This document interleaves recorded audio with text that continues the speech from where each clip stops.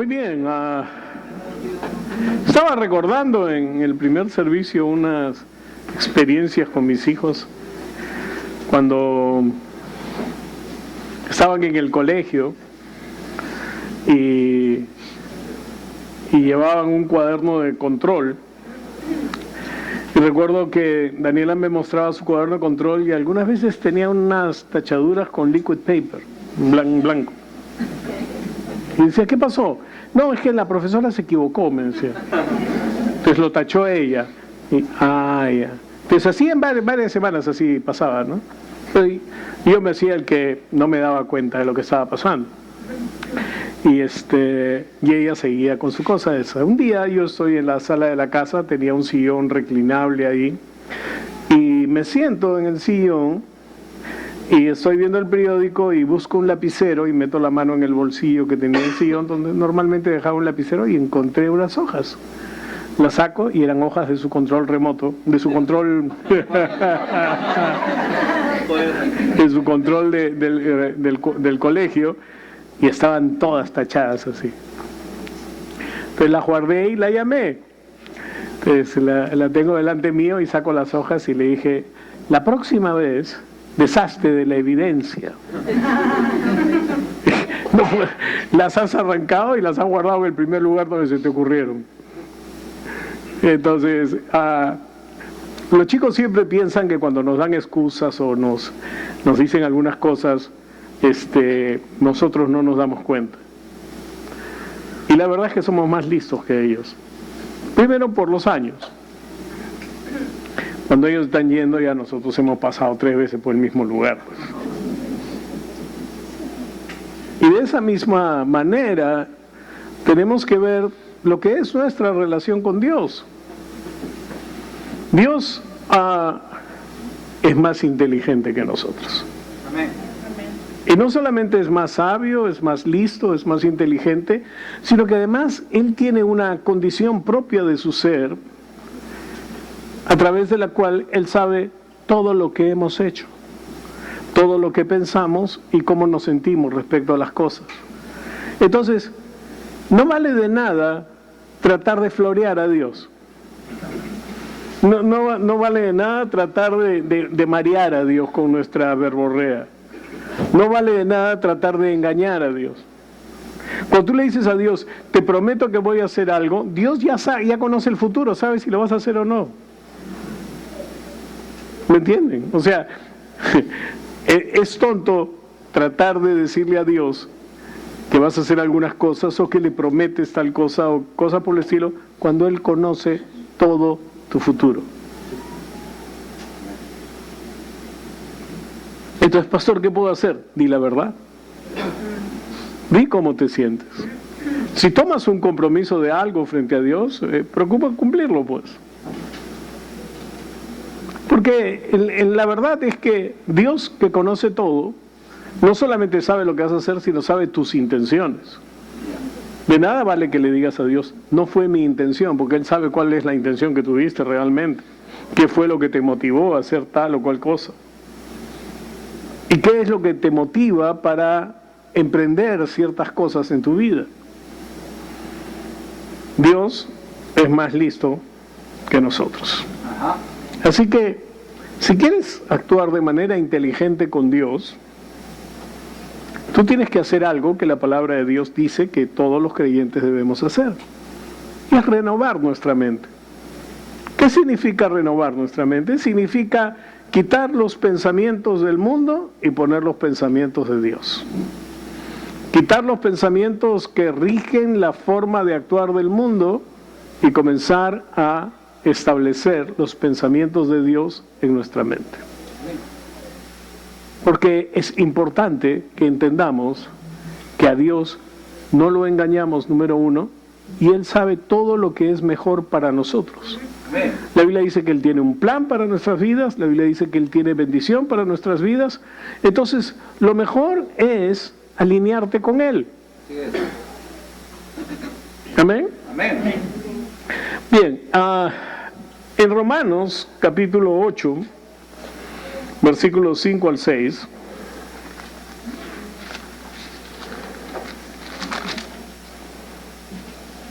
Dice ahí, los que viven conforme a la naturaleza pecaminosa fijan la mente en los deseos de tal naturaleza. En cambio, los que viven conforme al Espíritu fijan la mente en los deseos del Espíritu. La mentalidad pecaminosa es muerte, mientras que la mentalidad que proviene del Espíritu es vida y paz. Ahora, hay algo que es interesante acá. Dice que la mentalidad pecaminosa es muerte. ¿Por qué? Porque la paga del pecado es la muerte.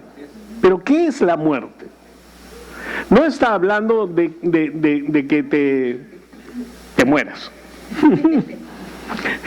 La gente habla de la muerte como que deja de existir una persona o algo por el estilo. No, la muerte significa separación. Es la separación del espíritu y el alma del cuerpo. Cuando el espíritu y el alma salen del cuerpo, el cuerpo cae inerte. ¿Puedes prestarme tu casaca, Carlos? ¿O puedes venir tú y pararte acá con tu casaquita? Todo bonito. Ábrela, sí.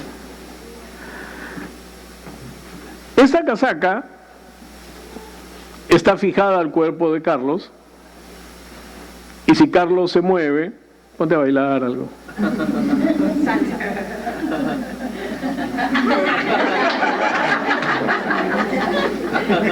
Te chupas. Baila. No, pastor, estamos en la iglesia, no podemos bailar. Tiene 2 pies izquierdos, ¿no? Pregúntele a ellos. No funcionó. Ok. Bueno, mientras él se mueva, la casaca se va a mover con él. Ahora, si él se quita la casaca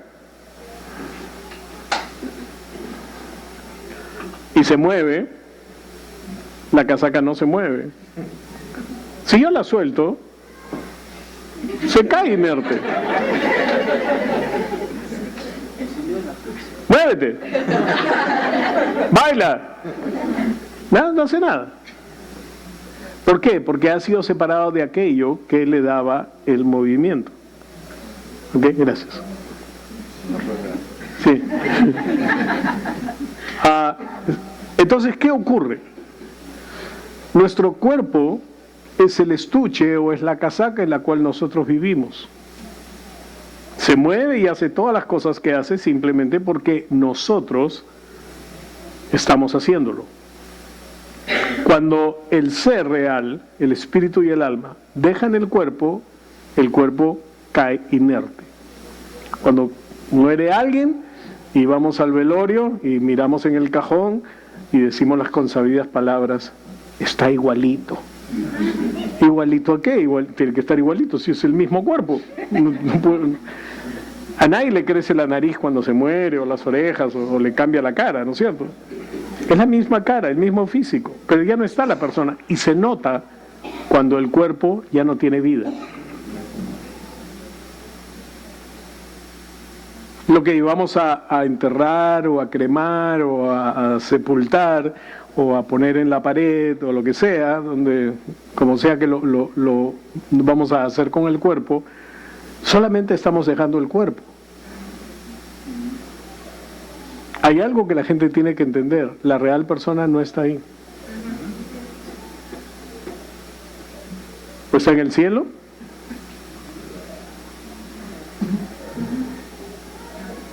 ¿O está dónde? No hay punto medio. ¿Ok? Entonces, cuando habla acá de muerte, cuando dice la mentalidad pecaminosa es muerte, es separada de la mentalidad de Dios, separada de Dios. La mentalidad pecaminosa está separada de Dios. No tiene nada en común con Dios. La primera cosa que nosotros tenemos que entender es que no hay acuerdo entre Dios y el mundo. La forma de vivir del mundo, la forma de aceptar las cosas en el mundo, tiene una mecánica, tiene una dinámica, pero es toda contra Dios. Porque el verso 5 dice, por favor pónganlo, dice, que los que viven conforme a la naturaleza pecaminosa se fijan en los deseos de tal naturaleza. ¿Cuáles son los deseos de la naturaleza pecaminosa? Es simplemente hacer todo aquello donde Dios no interviene. Hacer las cosas de tal manera que no le dan lugar a Dios, es decir, están separados de Dios. Quieren el bien, quieren prosperar, quieren mejorar en su vida, pero lo quieren hacer sin Dios. Quieren tener relaciones con personas, ¿no?, que supuestamente van a hacerlas feliz, pero no tienen en cuenta a Dios. Quieren empezar negocios y cosas por el estilo, pero no tienen en cuenta a Dios.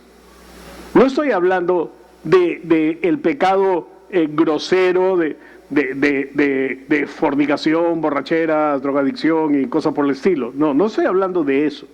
Estoy hablando de las cosas que normalmente o naturalmente nosotros pensaríamos que están bien, que son buenos deseos de la gente, pero sin Dios se convierten en producto de una naturaleza pecaminosa. ¿Por qué? Porque la naturaleza pecaminosa va a empujar a la gente a actuar de manera egoísta, de manera solamente en beneficio personal, sin importarle lo que ocurra con los demás. Tenemos que ver que hay dos naturalezas, una pecaminosa y una del espíritu. La pecaminosa produce muerte, la del espíritu produce vida y paz. Entonces, cuando tú estás guiado por el Espíritu o pensando los pensamientos de Dios, ¿no?, cuando estás buscando tener en tu mente lo que Dios piensa, no la forma como el mundo piensa, sino enfocando las cosas desde el punto de vista de Dios. Romanos 12:1 dice que debemos ser transformados por medio de la renovación de nuestro entendimiento. Es nuestro entendimiento el que tiene que cambiar. ¿Cómo enfocas las cosas? Cuando David fue enviado por su papá a visitar a sus hermanos que estaban en el ejército y estaban frente a frente con los filisteos, ¿no?, David llegó ahí con quesos, leche de cabra, con varios regalos, con panes y cosas, no para sus hermanos, sino para los oficiales de sus hermanos. Es decir, los iban a coimear para que los traten bien. O sea, la coima no la inventaron hoy día, ya existía. Entonces, cuando David llega ahí y comienza a ver cómo está el ejército, y de repente sale Goliat y se para en el centro del valle y reta a Israel y le dice: envíenme al mejor de ustedes, si me vence nosotros lo serviremos, y si yo lo venzo ustedes nos servirán.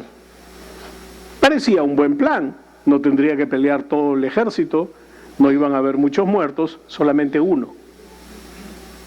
Pero Goliat era muy grande y todo Israel temblaba. Y David comienza a pasearse entre las filas del ejército y comienza a decir: ¡hey! ¿Ninguno va a salir a pelear con él? ¿Ninguno va a ir y vencer a este filisteo incircunciso? Y saben, la palabra incircunciso es la clave acá, porque significa que no tiene pacto con Dios.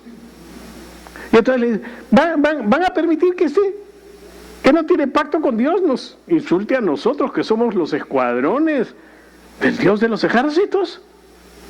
Y comienza a hablar y comienza a incomodar a la gente, porque la gente lo que veía era un hombre muy grande, con armas y siendo un guerrero con mucha experiencia. Ninguno de ellos tenía ninguna posibilidad de vencerlo. Arma tanto alboroto que termina delante del rey. Y le dice: no te preocupes, rey, yo, te pechito. Va a ir y va a vencer a ese grandazo. Entonces le dice: tú estás loco, ese es un hombre de guerra desde hace años, él te va a derrotar. Le dice: no, Dios antes me ha salvado de leones y de osos, lo mismo va a hacer con este grandazo, no te preocupes, yo voy a ir a enfrentarlo. Entonces el rey, preocupado, le da su armadura. Ahora, Saúl, dice la Biblia, que era un hombre muy grande. No era como Goliat, pero era un hombre grande. Dice que él sobresalía de los hombros para arriba en medio de la multitud.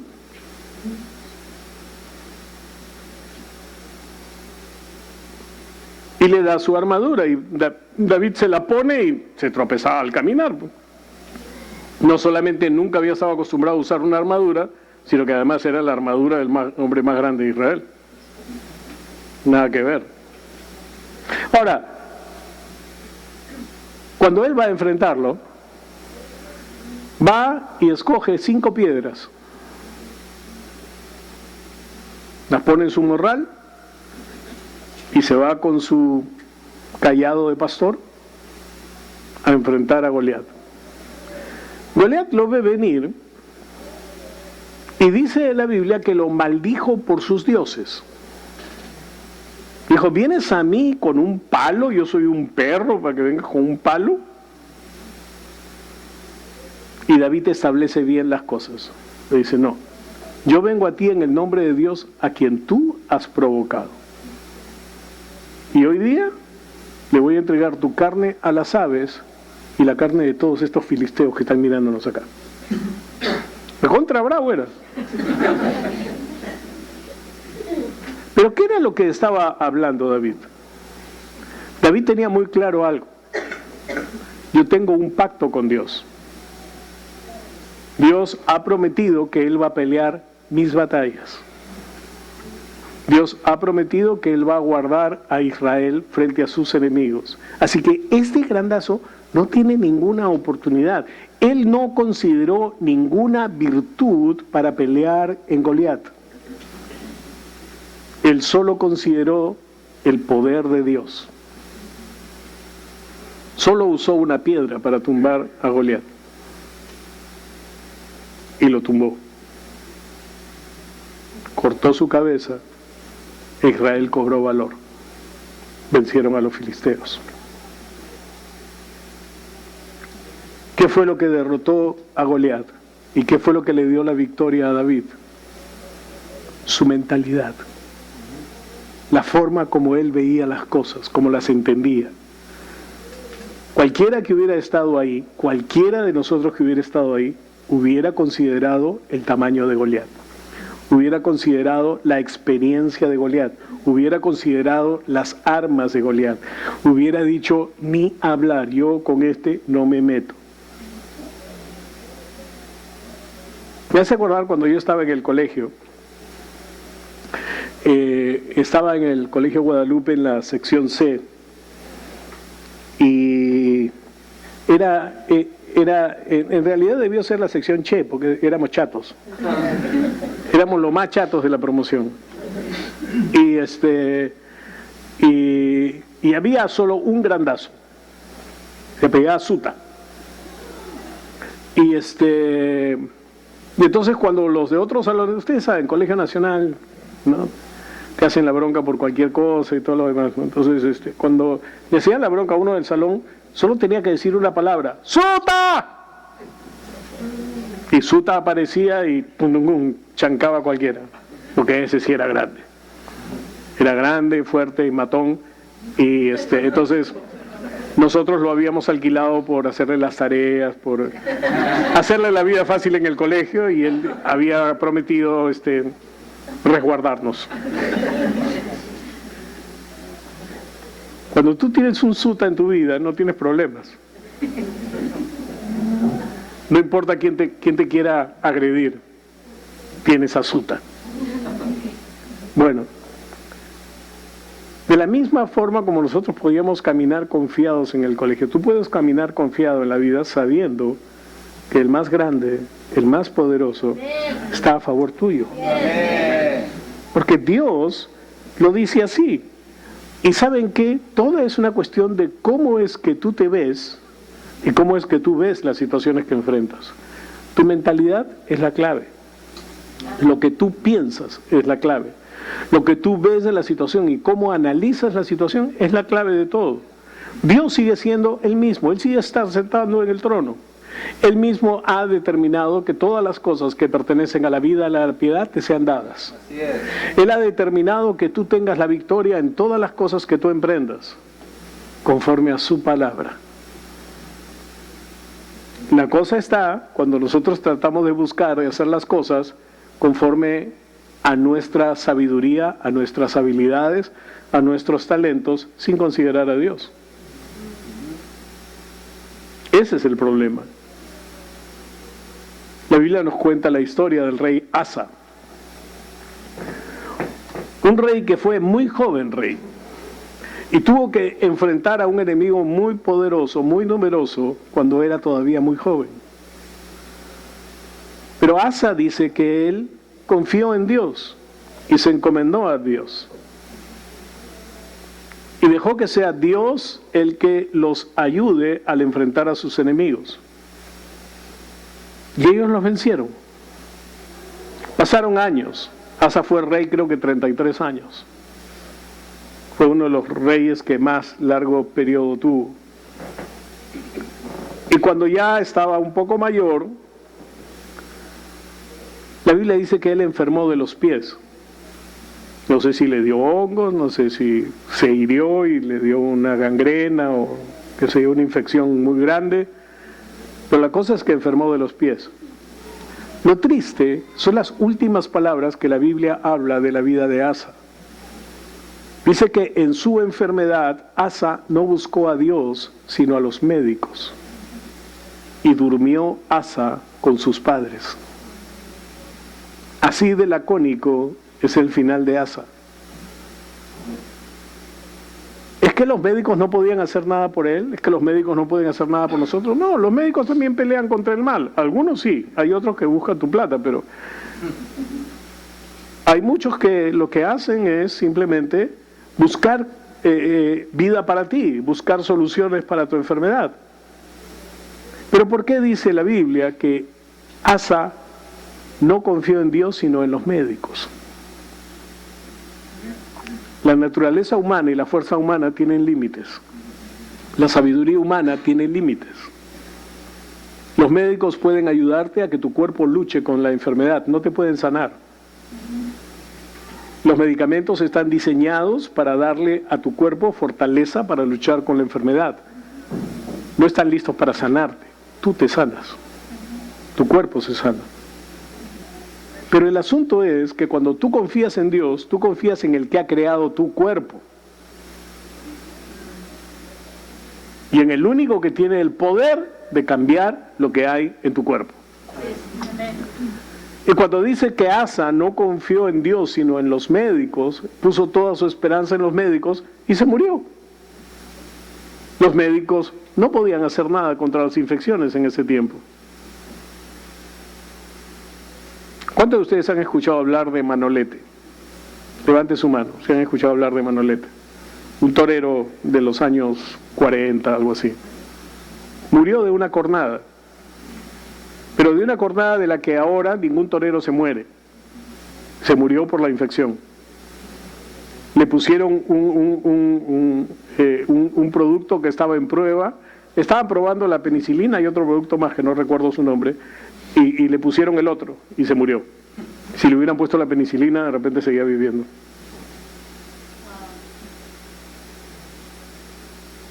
La medicina trata de hacer lo que puede, pero no lo puede hacer. Dios es el único que tiene el poder para cambiar las cosas. Entonces, ¿qué es más inteligente para hacer? Es buscar lo que Dios dice respecto a algo. Sin importar cuánta experiencia tienes en lo que haces, sin importar cuánta experiencia tienes en tu trabajo, en tu negocio, en la práctica de tu profesión y todo lo demás. Si tú buscas la dirección de Dios cada vez, tú vas a tener la dirección de Dios en tu vida. Si tú la buscas y la sigues, tú vas a estar siguiendo la sabiduría de Dios. Estás cambiando tus pensamientos por los pensamientos de Dios. ¿Por qué? Porque la gente reacciona de diferentes maneras cuando les dicen que pasa algo con ellos. Digamos que te dicen que tienes SIDA o lupus o cáncer, o diabetes. Condiciones que significan igual muerte. A la larga terminan en muerte. Los médicos te pueden dar calidad de vida, pero no te pueden dar una solución definitiva al asunto. Cuando recibes una noticia así, ¿qué haces? Hay gente que dice, bueno, no voy a pensar en eso. Lo voy a dejar a un lado, no voy a pensar en eso, no voy a hablar con nadie sobre el asunto, lo voy a dejar ahí. No le voy a hacer caso. Me voy a olvidar del asunto. ¿Soluciona el problema? No lo soluciona. El obviar los problemas, el no hablar de ellos, nunca trae la solución. Solamente apura el final. Te puedes perder los papeles. ¿Y ahora qué voy a hacer? Me voy a morir. Y te deprimes. ¿Soluciona el problema? No soluciona el problema. Puedes tener una solución más racional. Decir, bueno, voy a hacer lo que el médico me dice que haga. Yo confío en el médico, yo creo en el médico, creo en la ciencia médica, así que yo voy a hacer todo lo que el doctor me diga que haga. Si me dice que le debo chupar la cola al gato, cualquier gato que pase delante mío, yo le chupo la cola.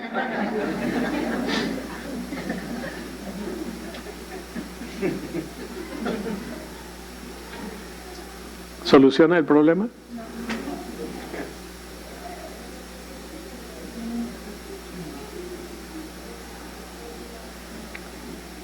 Cuando tú comienzas a llenar tu mentalidad, tu mente de la palabra de Dios, comienzas a encontrar la solución.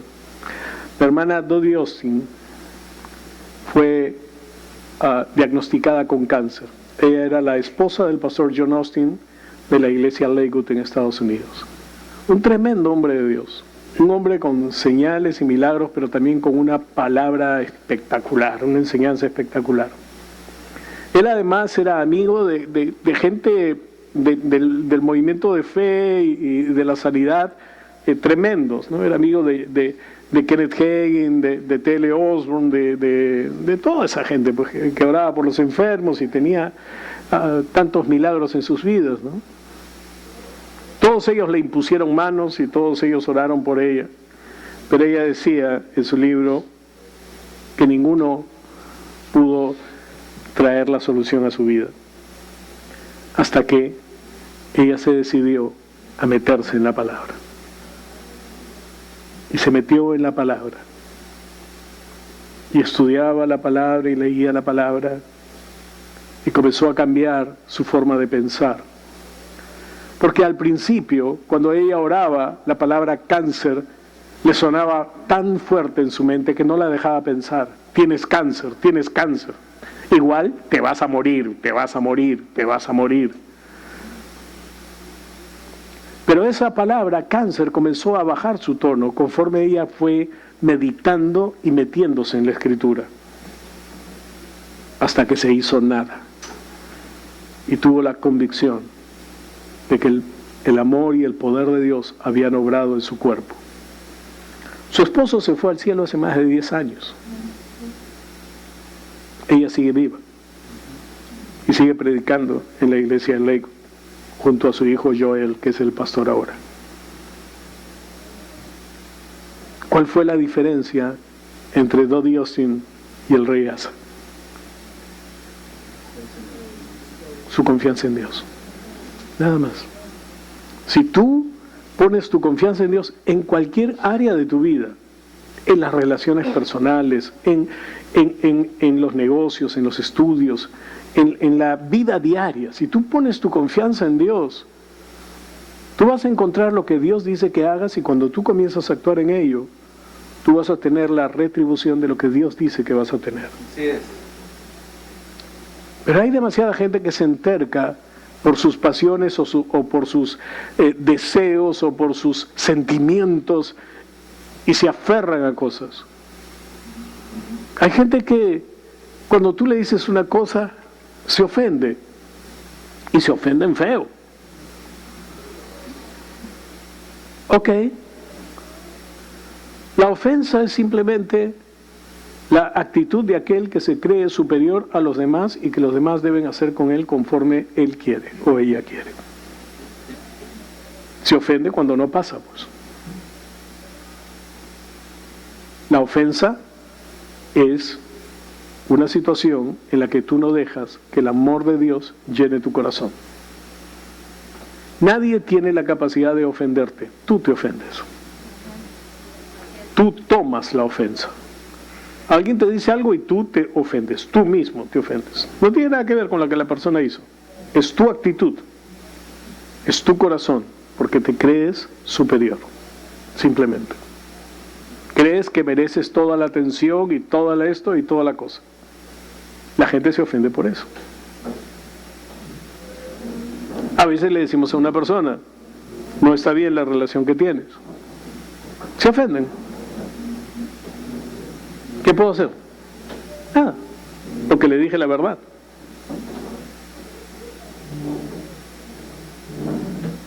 Hay personas que toman decisiones erradas. Piden que oremos porque quieren un trabajo, obtienen el trabajo y se van de la iglesia. Resultado, les da un infarto. Pero gloria a Dios, Dios te dio un corazón nuevo. Pero tuvo que pasar por el asunto. No se confundan, dice Gálatas. Dios no puede ser burlado. Todo lo que el hombre siembre, eso también cosechará. Si siembra para su carne, de su carne cosechará destrucción y muerte.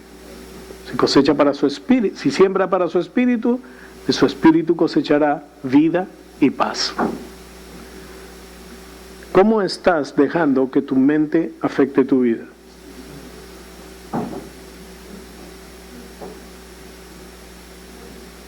¿Estás fijándote en lo cruel de la enfermedad que sufres? ¿Estás fijándote en las cosas que la gente ha hecho o te ha dicho?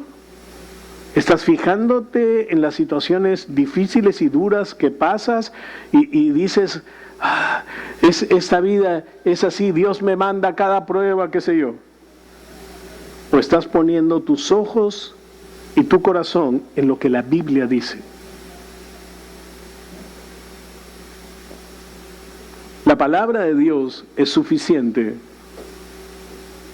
para darnos siempre fortaleza y salida de las situaciones, sin importar cuán dura sea. Normalmente las cosas que pasamos, las pasamos por nuestras propias malas decisiones. Recuerdo hace años un hombre que vino a mi oficina y comenzó a llorar y a decirme que su hija se acababa de ir de la casa, que tenía apenas 19 años y que se había ido a vivir sola y estaba teniendo una vida un poco disoluta porque trabajaba en un bingo y trabajaba toda la noche y esto y el otro. Y yo lo miraba y le veía cara conocida y yo le dije, ¿yo de dónde lo conozco? Me dijo, yo venía a la iglesia. Ah, ok, le dije, ¿y hace cuánto tiempo? Bueno, hace más o menos 16, 17 años yo venía a la iglesia. ¿Y venías con tu hija? Sí. ¿Y dejaste de traerla? Bueno, sí, es que yo consideraba que tenía que estudiar y tenía que hacer cosas y tenía que hacer esto y tenía que hacer el otro. ¿Y ahora? ¿Cuál es el resultado de tu decisión? ¿Saben? Lo que hacemos tiene frutos. No hay ninguna decisión, buena o mala, que hayamos tomado que no tenga frutos, hermano. Entonces, ¿qué es lo más inteligente que puedes hacer? Vuelve tus ojos a su palabra. Vuelve tus ojos a Él. Ten tiempo en comunión con Él. Deja que Él te hable a tu corazón. Deja que Él te hable a través de la palabra. Y comienza a hacer las cosas conforme te dice. Y yo sé que algunos piensan, ay, pero qué aburrido, porque me va a decir que tengo que orar, que tengo que hacer esto en la iglesia, que tengo que hacerlo.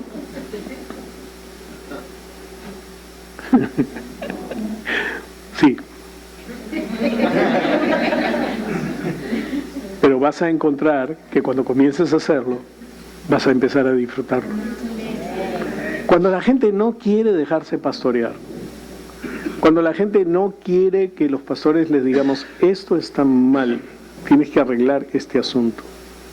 Cuando quieren llevar su vida en privado, no quiero que nadie intervenga en mi relación, yo no quiero que nadie intervenga en mi cosa, no quiero que nadie me diga nada. Ok, no te decimos nada, pero al final te vas a comer tu decisión, o tu decisión te va a comer a ti. No hay acuerdo entre Dios y el mundo. O estás de acuerdo con Dios o estás de acuerdo con el mundo. No hay punto medio. No hay un estado, ¿cómo se llama este? ¿Ah? No, el limbo no. Limbo. ¿Ah? No. ¿Cómo se llama el sitio donde van la gente para precalentarlas al infierno? Ya, no hay purgatorios.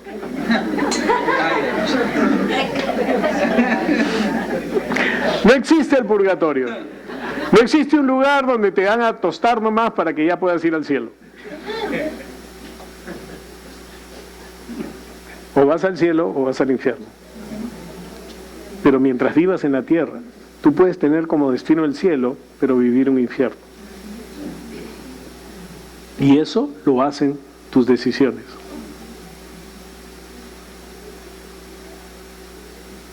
Fíjense bien, David, la Biblia dice que David era un hombre conforme al corazón de Dios.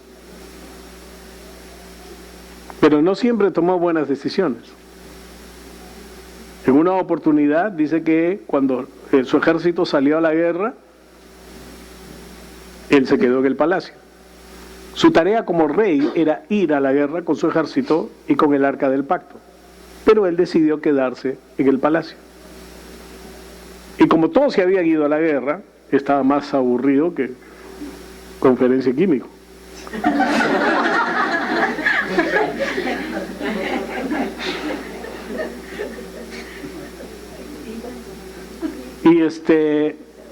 Y entonces se puso a pasear por el techo y a mirar así a los vecinos y de repente vio a una mujer que se estaba bañando y se quedó mirando, como que bien se baña.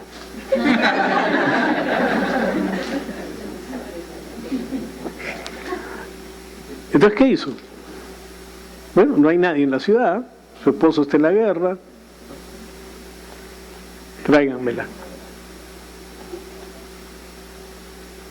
Y ella también le llegó un poco el hecho de que su esposo estuviera en la guerra y se acostó con él. No sé si se acostaron una o varias veces, pero la cosa es que la Biblia dice que ella se quedó encinta. Entonces David dijo, uy, ¿y ahora? Ya sé. Díganle a su esposo que venga de la guerra para que me dé informes. Su esposo era un oficial menor, no era un general,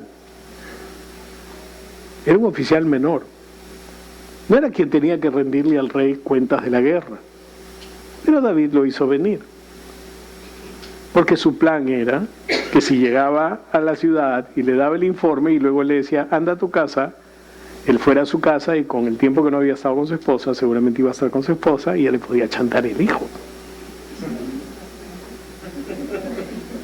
Bien, David. Pero Urías, eteo, y eso significa, eteo significa la raza de la que era este hombre, no era judío, era un extranjero. Urías tenía más honor que el rey y no entró a su casa, se quedó a dormir en la puerta del palacio. Cuando David se enteró, lo volvió a llamar y entonces le dijo, quiero conversar contigo todo, y le comenzó a dar de chupar.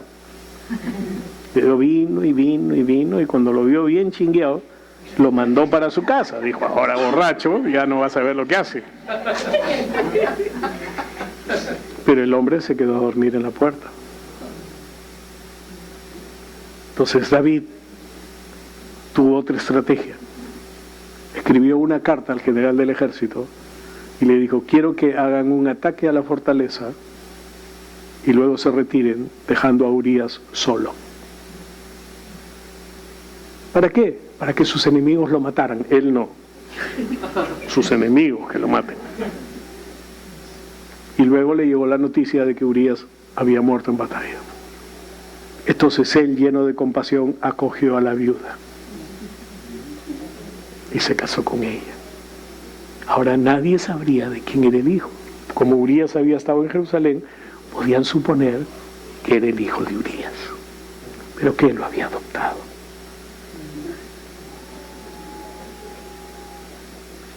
Vino un profeta donde David y le dijo: ¿sabes, rey? Hay un hombre que tiene multitud de ovejas, tiene cantidad de ganado, y su vecino solo tiene una ovejita, a la que cuida y a la que quiere mucho.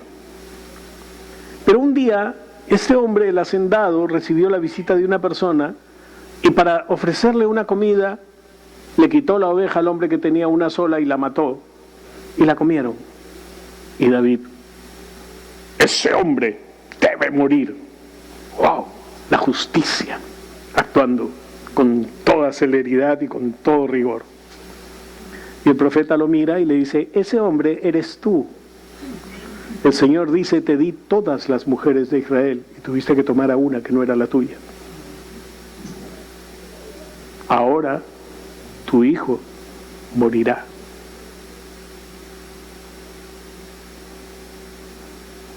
¿Ah? Tú puedes ocultarte de todos los hombres. Tú puedes pensar dentro de ti como tú quieras respecto a las cosas. Dios lo sabe.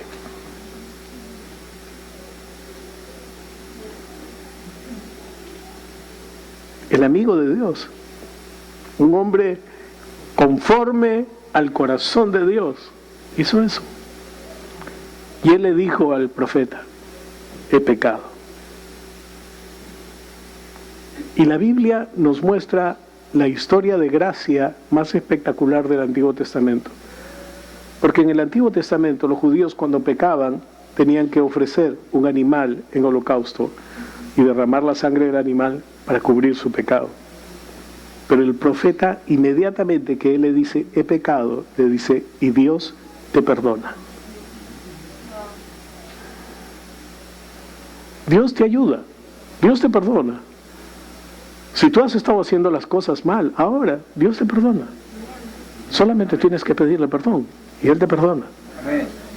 Cualquiera sea la mala decisión que tomaste en tu vida, cualquiera sea el motivo por el cual tomaste la mala decisión de hacer un negocio impío, de relacionarte con una persona que no debiste relacionarte, de tomar decisiones erradas, Dios te perdona. Porque Él te ama. Porque sabes una cosa, Dios sabía lo que ibas a hacer antes de la fundación del mundo. Y antes de la fundación del mundo, sabiendo lo que ibas a hacer, Él envió a Jesús a la cruz para que muriera por tu pecado. Amén. Eso es lo grande de Dios. Ese es el gran amor de Dios. Esa es la gran bondad de nuestro Dios. Que a pesar de que podemos fallar, Él ya hizo una provisión de perdón y de amor para tu vida. Amén. ¿Qué es lo que tienes que hacer? Alíñate con Dios. Alíñate con su palabra. No juegues con el mundo. No tienes nada que hacer ahí. El mundo no tiene nada contigo. ¿Pero qué, pastor? O sea, no puedo trabajar, no puedo hacer negocios, no puedo tener amigos o amigas que no sean cristianos. No, puedes hacerlo. Pero no te debes mezclar, ni debes actuar como ellos actúan. No debes hacer las cosas como ellos las hacen. Nada más. ¿Por qué? Porque tú eres diferente, eres un hijo de Dios. Y cuando tú comienzas tomas la mentalidad de Dios para ti, tú te das cuenta entonces rápidamente de qué cosas te convienen y qué no.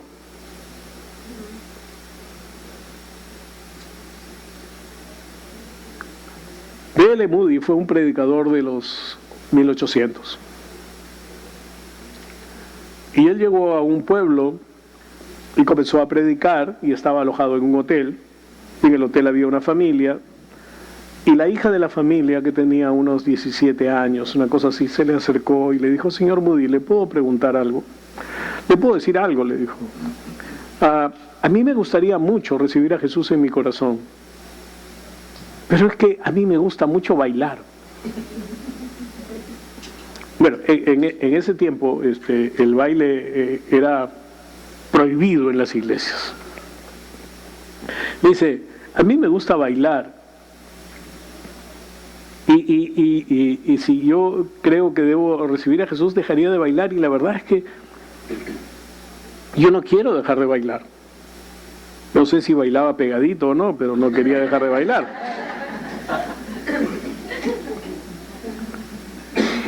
D.L. Moody le dijo: recibe a Jesús y baila todo lo que quieras. Entonces ella recibió a Jesús. Dijo: si puedo bailar, entonces sí lo voy a recibir. Recibió a Jesús y Moody se fue, regresó al poco tiempo y se encontró con ella y le dijo: señor Moody, sí, ya no quiero bailar. Ya no bailo, ya no quiero bailar. Porque cuando tú te acercas a Dios, Él cambia no solo tus gustos, sino tus motivaciones. Y entonces cuando tú haces algo en contra de eso, ¿qué es lo que pasa? Te sientes mal. Sientes que has fallado, sientes que has hecho mal, ¿ok? ¿A cuánto les ha pasado? A mí me ha pasado. ¿Ok? ¿Pero qué debes hacer? Yo recuerdo cuando yo conocí al Señor al poco tiempo, yo conocí al Señor el 25 de agosto y la Feria de los Toros empezaba en octubre, y en ese tiempo empezaba a principios de octubre, no a finales de octubre como empieza ahora, sino a principios de octubre. Y entonces tenía un mes de creyente. Y yo tenía la costumbre impulsada por mi familia de ir a los toros. Y me fui a los toros y yo dije: pero voy a estar sin nada. Entonces llegué, me encontré con los amigos que siempre me encontraba y comenzaron a pedir cervezas, vinos, cosas, y yo pedí una Fanta para que todo el mundo supiera que estaba tomando una gaseosa, naranja. Y entonces entramos a la plaza y la corrida comenzó a darse y la corrida estaba muy buena y de repente alguien: ¡hey, hermano! Y me tiró una bota de vino. Y yo y la pasé y me tiraron otra y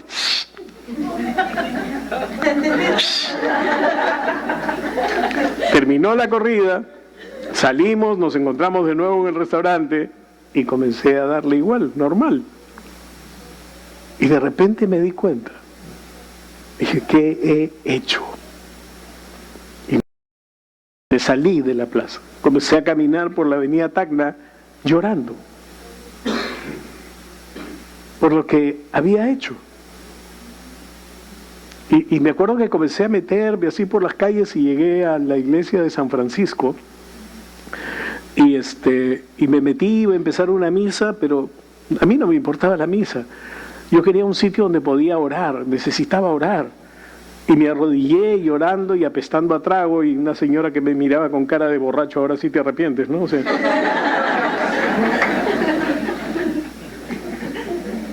y salí de ahí, llegué a mi casa, estaba completamente deprimido. Al día siguiente llamé al hermano que me daba los estudios bíblicos, el que yo había aceptado al Señor además. Lo llamé y le dije: Tito, quiero hablar contigo. Pues quedamos en encontrarnos y yo fui para renunciar. O sea, fui para decirle: ¿sabes qué? No puedo vivir la vida cristiana. Me he demostrado de que no puedo hacer las cosas bien. Me he demostrado de que, o sea, no dejo de hacer las cosas que antes hacía. He fallado.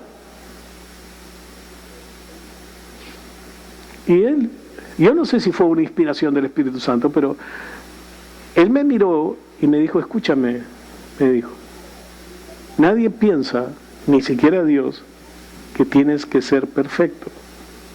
Y comenzó a hablarme acerca de cómo adquirir el perdón de Dios y cómo ir mejorando en la vida. Me habló por casi 40 minutos más o menos. Y yo encontré por primera vez en mi vida una palabra de Dios que me bendijo realmente. Me di cuenta que, aunque iba a fallar, tenía el amor de Dios a mi favor. Pero no me impulsó a fallar, ¿me entienden? Me impulsó a mirar más al Dios de amor y a buscar no ofenderlo. Así es. Pero ¿cómo puedes hacer eso? Renueva tu mente con la palabra. Amén. Renueva tu mente con la Escritura. Lee la Biblia continuamente. Busca tener comunión con Dios. Dile a Dios que te enseñe, que te ayude, que te muestre lo que debes hacer y lo que no debes hacer. Así sean cosas que tú sabes cómo hacer. Así sean cosas en las que tú seas experto. ¿Cómo lo puedo hacer mejor, Señor? ¿Cómo puedo hoy día hacer las cosas bien en mi trabajo? ¿Cómo puedo hoy día ser una bendición a aquellos que me rodean? ¿Cómo puedo hoy día tener una palabra de bendición a aquellos que están conmigo? Dame, Señor, una palabra para ellos. Amén. ¿Entienden? Cuando tú comienzas a seguir la voluntad de Dios, tú vas a ver la bendición de Dios en tu vida. ¿Cuántos quieren tener siempre qué comer, qué vestir, dónde vivir? Levante su mano si lo quiere. Le voy a dar un versículo. Mateo 6:33. Busca primero el reino de Dios y su justicia, y todas estas cosas vendrán por añadidura. ¿Qué son estas cosas? Lo que habla antes es acerca de la comida. La Biblia dice: los pájaros del cielo no siembran ni ciegan, ni recogen en graneros, pero Dios las alimenta cada día. Mira las flores del campo, como Dios las viste. Y entonces dice: Dios sabe que ustedes tienen necesidad de todo esto. Así que solo busca el reino de Dios y su justicia, y todo esto va a venir por añadidura. ¿Sabes? La casa, la ropa, la comida no vienen porque diezmas. Ojo, ojo al moco. La casa, la comida y el vestido, ojo mujeres, no vienen porque diezman.